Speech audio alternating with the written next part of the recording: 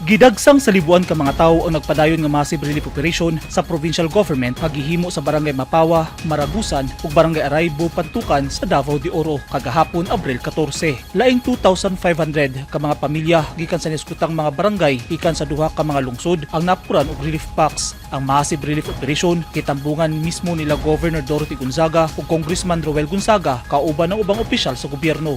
Niadtong milabayng adlaw, gipang-apod-apodan sab sa provincial government ug family food packs ang mga residente sa Mako, Davao de Oro. 850 ka mga pamilya ang nakadawat sa gihimong relief operation nga gipasiugdahan sa Provincial Social Welfare and Development Office ug ubang personahe sa gobyerno. 500 niini ka mga pamilya ang gikan sa barangay Lumatab samtang 350 ka mga pamilya ang gikan sa barangay Taglawig. Sila Governor Gonzaga ug Congressman Gonzaga gihapon ang nangulo sa gihimong relief operation.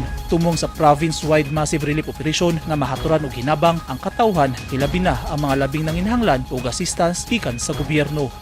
Eugene Hinutan, Newsline Philippines. Stay safe.